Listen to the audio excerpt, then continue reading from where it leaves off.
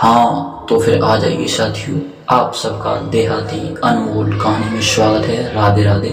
आइए मेरे साथियों, दयालु राजा की कहानी। एक समय केशवपुर नामक नगर में कृष्णदेव राजा का शासन चलता था।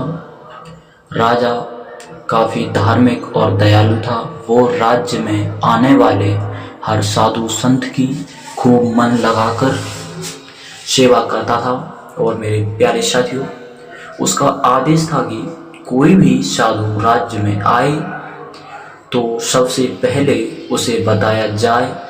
राजा के आदेश अनुसार राज्य में कभी भी कोई साधु या साधु मंडली आती तो सबसे पहले राजा को बताया जाता।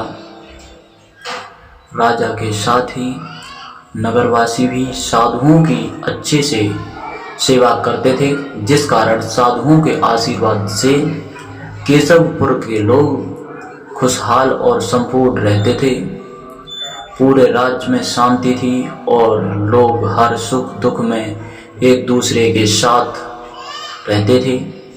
खेती के दिनों में सभी मिलजुल कर कृषि का कार्य करते थे। ऐसे ही भाईचारे की वजह से केशवपुर दिन पर दिन खूब तरक्की कर रहा था। केशवपुर के पास में ही सूरजपुर था। उस पड़ोसी राज्य के कंसदेव का राजा राज करता था। वो अपनी प्रजा को खूब सताता था और नए नए कर यानी टैक्स लगाकर उन्हें परेशान करता था। राजा अपना सारा समय नाच गान करने वालों के बीच में बिताता और शराब के नशे में डूबा रहता था। राजा की यह हालात देखकर उसके सिपाही भी प्रजा का जुल्म करते थे। सूरजपुर में खेती बाड़ी भी ठीक तरह से नहीं हो रही थी, जिस कारण वहां की जनता भूखमरी के जूझ रही थी। यहाँ तक कि जानवरों को खिलाने के लिए भी पर्याप्त चारा नहीं मिल पा रहा था। फिर भी राजा कर वसूली में कोई कमी नहीं करता था। राजा के अत्याचार से पीड़ित जनता केशवपुर में आश्रय लेकर बारे में सोचने लगे। इसी सोच को लेकर सूरजपुर के हजारों निवासी केशवपुर की सीमा पर खड़े थे। सूरजपुर की जनता के सीमा के पास खड़े होने की सूचना सिपाहियों ने राजा कृष्णदेव को दी। राजा सूचना पाते ही तुरंत सीमा पर पहुंचे और सूरजपुर की जनता की दिशा देखकर दुखी हो गए। राजा कृष्णदेव ने सूरजपुर के लोगों का सम्मान पूर्वक स्वागत करते हुए उन्हें अपने राज्य में रहने की इजाजत दी। साथ ही उनके लिए खाना और उनके जानवरों के लिए चारे के भी प्रबंध कराया। भूख से पीड़ित लोगों को कृष्णदेव ने स्वयं खाना परोसा। भोजन करने से पहले और करने के बाद जनता जोर शोर से महाराज की जय जयकार करने लगी। तो मेरे साथियों, जवाब में राजा ने कहा कि आप लोगों को मेरी जय जयकार करने की जरूरत नहीं है। मेरे पास जो भी है वो भगवान का है, इसलिए जो भी मैंने दिया है आपके लिए जय जयकार के हटकर भगवान हैं। ऐसे में आप सभी मेरी जगह भगवान की जय जयकार करें, क्योंकि वही हम सबके पालनहार हैं। कुछ दिनों बाद सूरजपुर की बची हुई जनता भी केशवपुर की तरफ पलायन करने लगी और धीरे धीरे सूरजपुर के ज़्यादातर लोग केशवपुर में बस गए। देखते ही देखते पूरा राज्य खाली हो गया और राजा कंसदेव और उनके कुछ ही सिपाही नगर में रहने लगे। भूखमरी के कारण पशु पक्षी मरने लगे और उनकी लाशें नगर में ही सड़ने लगीं। इसी के चलते पूरे सूरजपुर में बीमारी फैल गई। राज्य में बचे लोग भूख व बीमारी से परेशान रहते थे और अधिकतर लोग मरने लगे। एक दिन राजा कंसदेव की पुत्री को हैजा हो गया, जिससे कुछ ही दिनों में हैजा से उसकी मृत्यु हो गई। राजा लाचार हो गया और वह बार बार सोचने लगा कि उन्होंने जनता पर काफ़ी अत्याचार किया है। यह सोचकर राजा कंसदेव भगवान से क्षमा भी मांग रहा था। कुछ दिन बिताने के बाद राजा कृष्णदेव के राज्य में साधुओं की टोली पहुंची, जिसकी सूचना राजा को सिपाहियों ने तुरंत दी। उन्होंने राजा को बताया कि इस मंडली में 2 महिला साधु व युवक हैं, जिनमें से एक युवक राजकुमार जैसा और एक युवती राजकुमारी के समान दिख रही है। राजा यह सुनते ही सब काम छोड़कर तुरंत सीमा पर पहुंचे और उन सभी को सम्मान के साथ राजमहल में ले गए।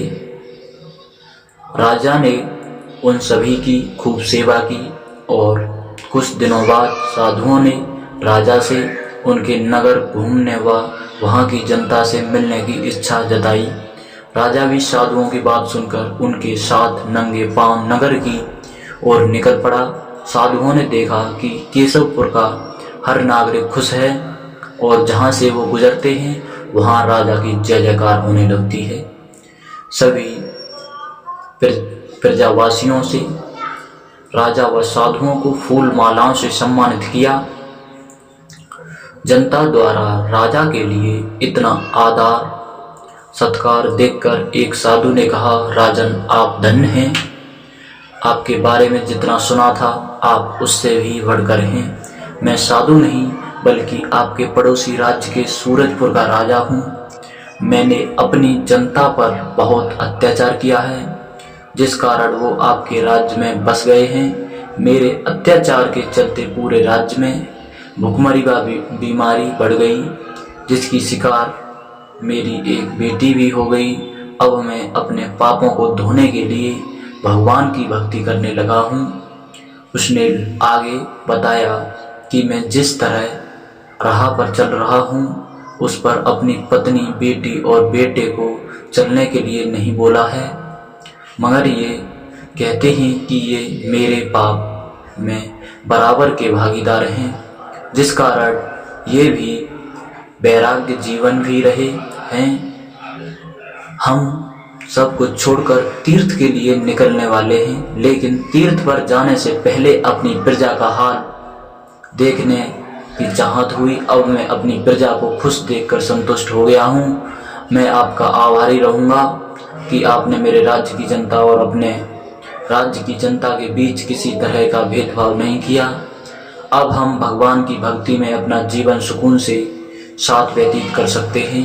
कंसदेव की बातें सुनकर राजा ने उन्हें गले लगाया और कहा कि आप धन्य हैं जो आपको इतना अच्छा परिवार मिला। आपका परिवार सुख के साथ ही दुख में भी आपके साथ है। मुझे अफसोस है कि आपकी जनता के आपको बुरे समय में अकेला छोड़ दिया।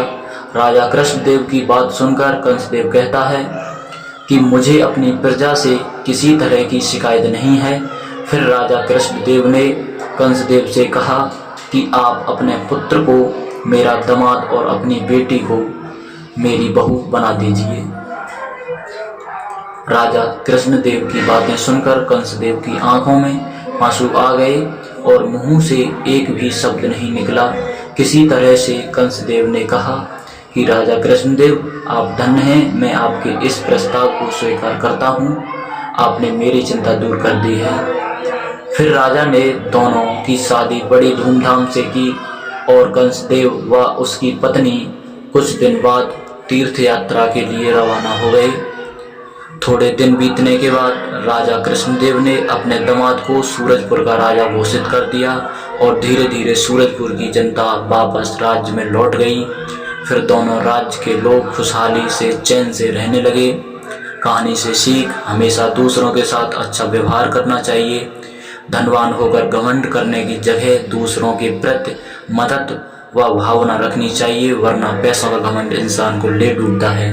तो मेरे प्यारे साथियों, चलते हैं, अब अगली कहानी में मिलेंगे। राधे राधे। अपनी राय कमेंट बॉक्स में जरूर दें मेरे साथियों।